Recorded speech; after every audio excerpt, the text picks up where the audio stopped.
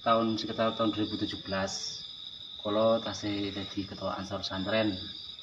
Niku beberapa orang mengabari bahwa ketua Ansor Pesantren harus disuruh sowan ke Habib Lutfi. Nah terus awal saya sowan 7 orang, diantaranya ada Kang Yudi, beberapa orang gitu kan, 7 orang itu. Di situ Habib Lutfi berbicara tentang makom, bahwa makom ini itu sebenarnya itu Syekh Tajuddin bin Abdurrahman bin Abdul Qadir bin Balawi bin Yahya gitu kan, bin Yahya gitu. Nah waktu itu saya tanya, ngapunten Beb, itu jenengan data dari mana? Data OTP ada enggak? Nah si Habib Lutfi itu bilang bahwa saya itu diakui oleh UNESCO sebagai ahli sejarah. Saya ada silsilahnya. Nah jenengan mau bukti saya ambilkan di kansus, di ruang kansus. Oh nggih, kalau percaya Beb. Itulah mas bedanya bangsa kami dengan bangsa panjenengan. Bahkan saya ditanya, bapakmu tahu, simbamu tahu, buyutmu cangga, ya enggak tahu. Nah itu bedanya dengan bangsa kami. Kalau kami rumput, kita jaga. Oh nggih. Beliau bilang bahwa makam ini berusia 527 tahun waktu itu. Dan Gunung Slamet itu awalnya namanya Gunung Karo. Lalu dirubah oleh beliau, Syekh Tajuddin menurut Abadi, itu menjadi Jabal Salamat. Mergane ilat Jawa jadi Gunung Slamet. Seperti itu. Nah terus, singkat cerita setelah bicara tentang sejarah ini, masyarakat pesantren khususnya NU itu disuruh mengadakan haul setiap awal maulid. Haul ini. Memang jauh sebelumnya, niku Mbah Yai almarhum Mbah Sukri ya, Mas Adrim. Itu sering haul di sini dulu, tapi sekitar 19 tahun yang lalu itu sudah, setelah beliau meninggal sudah nggak haul lagi.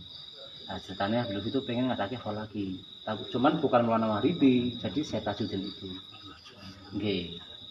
Nah dari berita ini kan saya bawa ke desa, saya rapat sama teman-teman, terus saya sowan ke Pak Yai Masus, Pak Yai Leman, itu kan ke Bulurah waktu itu, bahwa Habib Lutfi mau mengadakan hall di sini.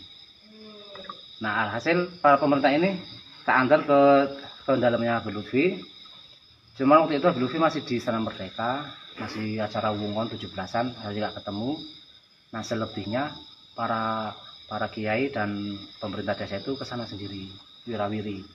Yang hasilnya menghasilkan sekitar maulid akhir untuk hallnya. Berarti beda dengan yang diamankan saya awal maulid. Ini akhir maulid.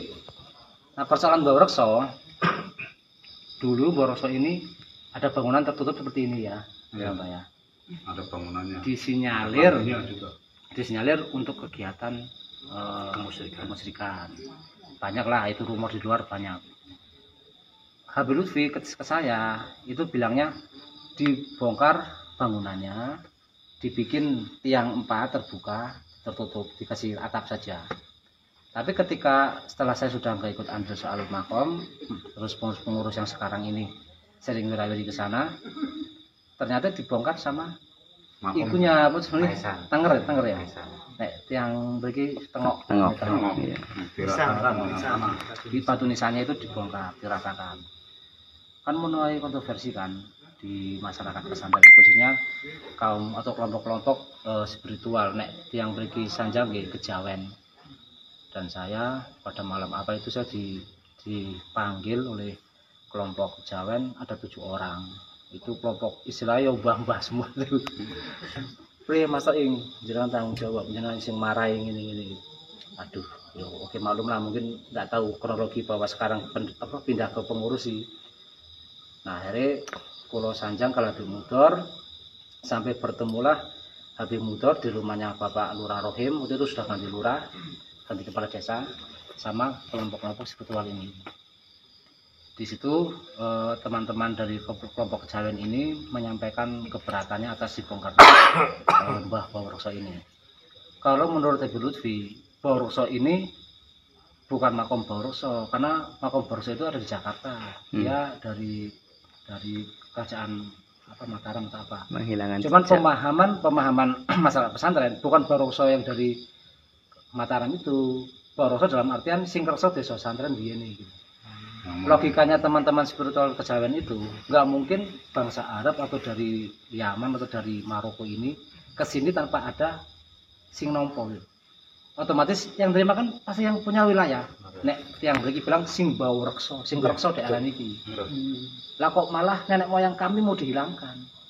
Bahkan jauh sebelum viral Kiai Imad, kelompok-kelompok kejawen ini sudah berani bilang ke Habib Mudhor waktu itu, monggo dikoreksi kalau tidak salah. Kalau begini berarti jangan mau Arab mau menjajah Jawa. Iya. Waktu itu sudah seperti itu. Iya. Itu ada teman-teman tadi yang hadir di sini. Fakta. Jadi begini, ya, para kaum muslimin seluruhnya, khususnya kaum Nahdiyin dan rakyat Indonesia semuanya. Malam hari ini kita menyaksikan dengan mata kepala sendiri bahwasanya ada satu pembelokan sejarah dan pemalsuan daripada beberapa makam yang sudah diyakini oleh para anak cucunya sebagai leluhurnya, dan juga ada beberapa makam yang dibangun secara palsu, sejarah dibelokkan. Itu adalah satu hal yang bukan fitnah, tapi itu adalah fakta. Salah satunya adalah ini, Maulana Maghribi ini, saya pernah ngobrol dengan Kiai Maksus bahwa ini adalah napak tilas. Itu tidak ada makomnya. Tiba-tiba ada oknum habaib yang ingin memakomkan napak tilas ini, tempat ini. Seolah-olah di dalamnya ada jasadnya. Yaitu jasadnya adalah katanya, itu adalah Al-Habib Tajuddin bin Abdul Qadir bin Yahya Al-Alawi. Marga bin Yahya. Itu sama pengurus dan termasuk Ki Maksusnya menolak bahwa ini tidak ada kuburannya. Apalagi yang namanya Tajuddin bin Yahya Al-Alawi ini tidak dikenal oleh masyarakat. Tidak ada sejarahnya. Tapi alhamdulillah ini dari Banser kita, dari Ansor, ini saya yakin ini pahlawan. Amin. Pahlawan bangsa ini. Luar biasa. Minimal pahlawan leluhur yang ada di Pemalang. Amin. Mudah-mudahan menginspirasikan kepada seluruh Ansor dan Banser. Amin. Seluruh Indonesia bisa seperti beliau. Beliau punya keberanian sangat luar biasa. Wassalamualaikum Muhammad. Nah ini beliau bertanya langsung, panjenengan datanya mana? Panjenengan sejarahnya dari mana? Karena nama itu sangat baru ya. Sama sekali tidak pernah dikenal oleh masyarakat yang ada di sini. Itu makanya. Tapi beliau menjawabnya bukan menjawab data, tapi menjawabnya seolah-olah semacam akan membalikkan. Sampean bin siapa sebetulnya itu nggak perlu itu. Sebetulnya nggak perlu. Yang penting adalah ini sejarahnya dari mana. Kenapa? Karena kalau di sini itu ada makamnya Habib Tajuddin bin Abdul Qadir bin Yahya Al-Alawi, ini harus ada datanya. Nah sekarang data yang ada di Pemalang tidak ada, masyarakat nggak ada yang tahu. Kemudian juga dari sesepuh-sesepuh juga tidak ada yang tahu. Yang jaganya di sini juga nggak ada yang tahu. Nah ini gimana? Terlalu dipaksakan. Begitu ditanya jawabnya bahwasanya beliau sudah diakui oleh UNESCO. Itu sebetulnya nggak penting seperti itu. Masalahnya Pak, secara fakta bahwa masyarakat dan sesepuh ulama setempat tidak mengenal itu yang namanya Habib Tajuddin bin Abdul Qadir bin Yahya Al-Alawi. Jadi bukan berarti kita benci sama Habibnya, tetapi apa? Ini kebohongan. Ini tidak boleh dibiarkan. Ini tidak boleh dibiarkan. Makanya saya memberikan penghargaannya sebesar-besarnya kepada usahanya panjenengan. Ini saya anggap Banser yang berani. Luar biasa. Ini Banser yang betul-betul layak menjadi laskar sabilillah yang menuju jalan Allah. Mudah-mudahan saya harapkan kepada panjenengan jangan takut membela leluhur. Jadi jangan takut. Harapan kami ialah kembali seperti dulu, jadi Maulana Maghribi. Kontroversinya sebatas itu petilasan, itu jasad. Dari saya kecil itu kontroversinya, wih jasad, enggak itu petilasan, hanya itu. Dan itu nggak jadi masalah. Nah kemudian akhirnya ketika framing ada seperti itu, nanti framingnya kurang bagus. Ada dikotomi Arab dengan Jawa. Ini udah nggak bagus. Karena Arab dengan Jawa di Indonesia sudah campur. Ya kan? Lah, yang perlu diketahui bahwasannya Arab itu yang pada waktu zamannya Wali Songo itu juga berasal dari darahnya darah Arab. Dari Hijaz. Cuma sudah ada yang ke Maghribi seperti Maulana Maghribi. Kemudian ada yang sudah ke Uzbekistan. Itu kira-kira ya abad ke-9. Jadi masih zaman Hindu-Buddha waktu itu Indonesia ya. Kalau Alawi masuk Indonesia kapan? Alawi itu abad ke-19. Nah, itu Tahun 1832 kata Ki Agus Sunyoto itu. Itu jadi kontradiksi kan atas pertanyaan Nah, Lutfi. makanya begini.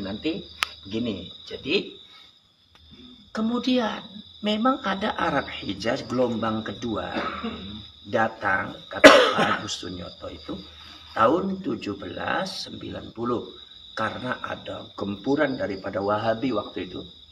Perang saudara akhirnya pada lari ke Indonesia juga. Kenapa ke Indonesia? Karena di Indonesia sudah banyak orang Hijaz. Wali Songo itu semuanya Hijaz. Bahkan sudah menjadi orang Jawa. Nah, kaum Arab Hijaz ini mendukung Indonesia. Kaum Arab Hijaz ini